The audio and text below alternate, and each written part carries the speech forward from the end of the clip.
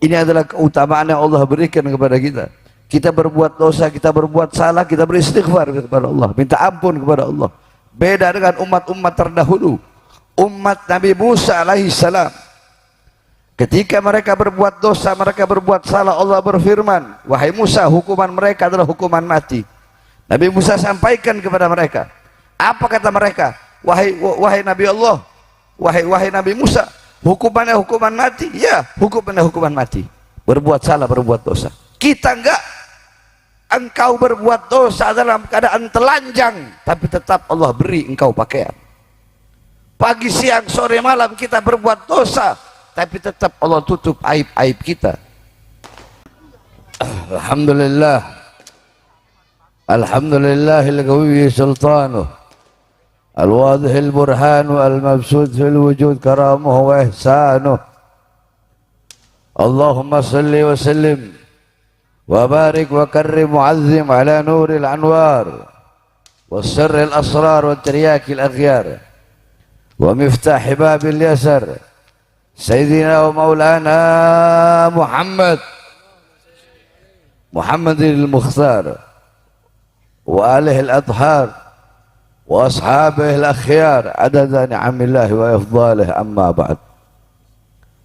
Yang saya cinta, yang saya muliakan, para alim ulama, para habaib, para kiai, para asatid, para tuan-tuan guru, para tokoh masyarakat, segenap aparat pemerintah, wabil khusus guru kita yang mulia Al-Habib Abdullah bin Ja'far As-Segaf, Al-Habib Qasim bin Ja'far As-Segaf, beserta seluruh keluarga besar beliau yang saya cinta, yang saya muliakan, Adinda Al-Habib Alwi Al-Attas, beserta seluruh para guru-guru kita yang lain. Mudah-mudahan Allah panjangkan umur beliau, Sahibul Bait Al-Ustadz Heri, mudah-mudahan Haji Heri, mudah-mudahan Allah panjangkan umur beliau, Allah permudah, dan semua yang hadir Allah permudah urusan dunia akhirat.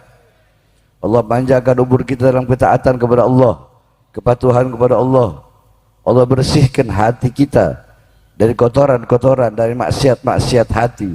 Saudara-saudara, engkau datang kepada saya, Habib, saya minta air, namun wadahnya kotor. Apakah saya akan memberikan air tersebut? Enggak, saya pasti enggak bakal beri. Pasti saya bilang, bersihkan dulu wadahnya, baru saya berikan itu air. Nah, saudara-saudara, tempatnya ilmu itu bukan di lidah, tempatnya ilmu itu di hati. Maka ilmu tidak akan masuk kecuali dalam hati yang bersih. Maka dengan duduknya kita di sini pulang, insya Allah hati kita menjadi hati yang bersih. Saudara-saudara, mohon maaf saya datang telat. Tadi saya ceramah dulu di di Kiai Munawir asli. Saya sebenarnya nggak boleh ngomong. Saya kena musibah, ada benturan, tulang rahang sebelah kiri ini patah ini. Jadi sebenarnya nggak boleh ngomong, nggak boleh apa, tapi nggak apa-apa, udah nggak ada cerita, nggak boleh ngomong apa. Buat Rasulullah nggak ada cerita itu. Saudara-saudara sekalian dimuliakan oleh Allah Subhanahu wa taala. Kita berada di bulan yang penuh dengan keberkahan, itu bulan Rajab. Bulan yang penuh dengan kemuliaan, bulan Rajab, bulan istighfar, yang dimana kita membaca istighfar, Rabbighfirli warhamni wa tub alayya 70 kali pagi hari, 70 kali sore hari. Ini adalah keutamaan yang Allah berikan kepada kita. Kita berbuat dosa, kita berbuat salah, kita beristighfar kepada Allah, minta ampun kepada Allah. Beda dengan umat-umat terdahulu, umat Nabi Musa alaihissalam. Ketika mereka berbuat dosa, mereka berbuat salah, Allah berfirman, wahai Musa, hukuman mereka adalah hukuman mati. Nabi Musa sampaikan kepada mereka. Apa kata mereka? Wahai Nabi Allah, wahai Nabi Musa, hukumannya hukuman mati. Ya, hukumannya hukuman mati. Berbuat salah, berbuat dosa. Kita enggak. Engkau berbuat dosa dalam keadaan telanjang, tapi tetap Allah beri engkau pakaian. Pagi, siang, sore, malam kita berbuat dosa, tapi tetap Allah tutup aib-aib kita. Saudara-saudara, ada satu ulama, ada satu ahli hikmah, ada satu seorang ulama ahli tasawuf, beliau berkata, andaikan dosa itu punya andaikan dosa itu punya wangi, punya harum, andaikan dosa itu punya bau busuk, punya bau, maka tidak ada satupun manusia yang ingin duduk denganku. Andaikan dosa punya bau. Kalau kata Bahar bin Ali bin Smith, andaikan setiap berbuat dosa ada titik hitam di muka, kalian tidak akan menemukan titik putih di wajahnya saya. Makanya umat terdahulu sampai 70.000 ada awan hitam. Kalau belum 70.000 maka belum 70.000 yang mati, jadi yang mati harus 70.000. Kalau belum 70.000 belum Allah ampuni. 70.000 yang mati. Bayangkan kita cukup beristighfar, makanya beristighfar, minta ampun kepada Allah Subhanahu wa taala. Yang terakhir, saudara-saudara, galar Rasul sallallahu alaihi wasallam, masalul mu'min fi tawaddihim wa ta'atufihim wa tarahumihim masalul jasad idza ishtaka minha udwun tada'asa iril jasad bisahri wal humma. Nabi Muhammad sallallahu alaihi wasallam beliau bersabda, perumpamaan mukmin dalam saling menyayangi, dalam saling mengasihi, dalam saling tolong menolong. Perumpamaan mukmin bagaikan satu jasad. Apabila ada sebagian anggota jasad yang terasa sakit, maka seluruh tubuhnya akan merasakan sakit. Itulah perumpamaan mukmin. Maka mukmin sejati, mukmin yang imannya sempurna, mukmin yang imannya tinggi, mukmin yang memiliki kedudukan di sisi Allah, ketika dia melihat, ketika dia tahu ada saudara-saudaranya yang kesusahan, saudara-saudaranya yang memiliki penderitaan, yang kena bala, yang kena saudara-saudaranya yang kena bencana, yang kena musibah, maka dia akan merasakan rasa sakit penderitaan mereka, akan merasakan apa yang dirasakan mereka. Nah, saudara-saudara, kita yang berada di Aceh, saudara-saudara kita berada di Sumatera Barat, Sumatera Utara, mereka, penderitaan mereka itu adalah penderitaan kita. Air mata mereka itu adalah air mata kita. Air mata mereka, air mata kita. Mereka yang kehilangan rumah, mereka yang kehilangan harta benda sama seperti kita kehilangan harta benda kita. Mereka orang tua yang kehilangan anaknya sama seperti kita kehilangan anak-anak kita. Mereka anak-anak yang kehilangan orang tuanya menjadi yatim sama seperti anak-anak kita kehilangan kita sebagai orang tua. Mereka suami-suami yang kehilangan istrinya sama seperti kita kehilangan istri kita. Mereka istri-istri yang janda-janda yang kehilangan suaminya sama seperti istri-istri kita kehilangan kita. Oleh karenanya kita harus merasakan penderitaan mereka. Kita harus merasakan, kita membantu mereka sebisanya kita, saudara-saudara. Oleh karenanya kami juga, saya juga, kami juga, para pemuda-pemudi Islam Indonesia, kami sampaikan kepada Presiden Prabowo Subianto agar segera tetapkan sebagai bencana nasional. Betul? Betul? Jangan gengsi jadi orang, jadi presiden jangan gengsi. Mentang-mentang Indonesia udah di kancah internasional, udah ketemu Putin, ketemu ini, bencananya nggak mau jadi bencana nasional. Memang benar skalanya skala nasional, tapi kalau ditetapkan sebagai bencana nasional, maka bantuan semakin banyak yang masuk, relawan makin banyak yang masuk. Nanti itu kayu-kayu gelondongan akan diperiksa dari mana datangnya. Nggak mungkin turun dari langit itu kayu, saudara-saudara. Ada nomornya.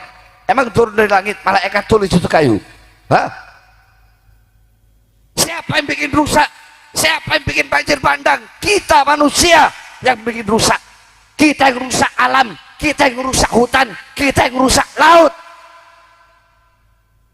Kita semua, saudara-saudara. Oleh karena saya sampaikan, tetapkan sebagai bencana nasional. Awas, jangan macam-macam. Jangan macam-macam dengan Aceh.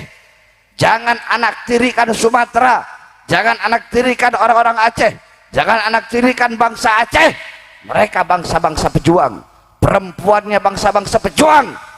Ya, jangan sampai mereka berhasil dianak tirikan, akhirnya nanti terjadi lagi peperangan. Itu yang kita tidak mau. Makanya pemerintah harus segera cepat bertindak untuk menetapkan status sebagai bencana nasional.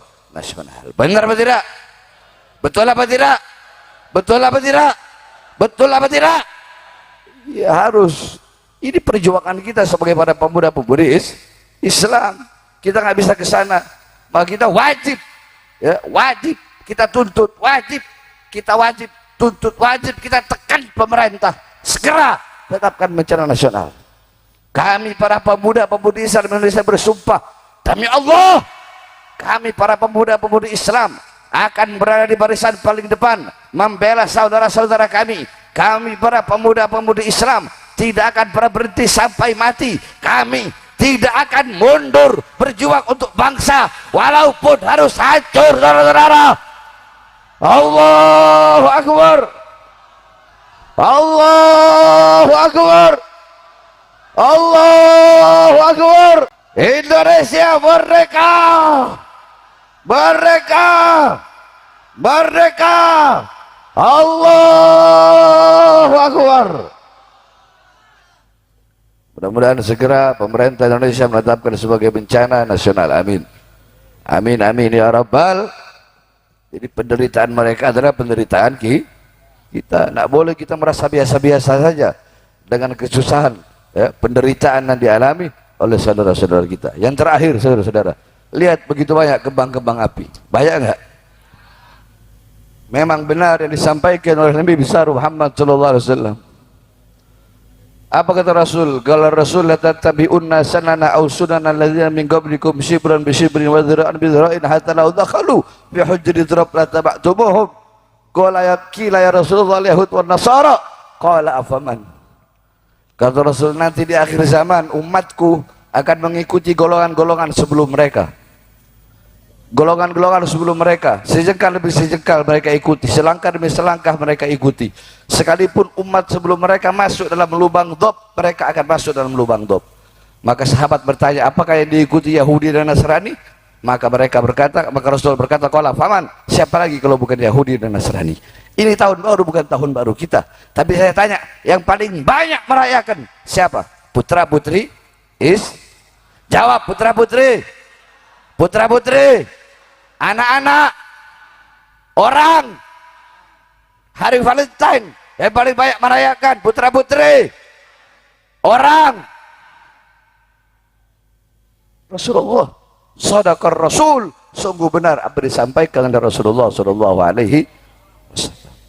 Oleh karena jangan ikuti budaya-budaya barat, jangan ikuti pola pikir barat, selalu terus istiqomah di majelis-majelis seperti ini, di majelis Nurul Mustafa, cahaya Al-Mustafa, sehingga cahaya itu bisa masuk ke dalam sanubari kalian, cahaya itu bisa masuk ke dalam hati kalian, sehingga kalian menjadi hamba-hamba yang soleh, yang taat, yang patuh, yang tunduk, yang wara', yang khauf, yang khasyah, yang zuhud, yang ahli ibadah, ahli qanaah, sehingga kalian menjadi hamba-hamba yang rumah tangganya menjadi rumah tangga Nabi Muhammad, kampungnya kampung Nabi Muhammad. Kalian bisa mengikuti jejak Nabi Muhammad, kalian bisa mengikuti sunnah-sunnah baginda Nabi besar Muhammad sallallahu alaihi wasallam. Amin amin ya rabbal alamin. Rabbi fanfa'ni bi barakatihim واهدنا حسن بحرمتهم وعمدنا في طريقتهم ومعافاة من الفتن وصلى الله على محمد وعلى اله وصحبه وسلم والحمد لله رب العالمين.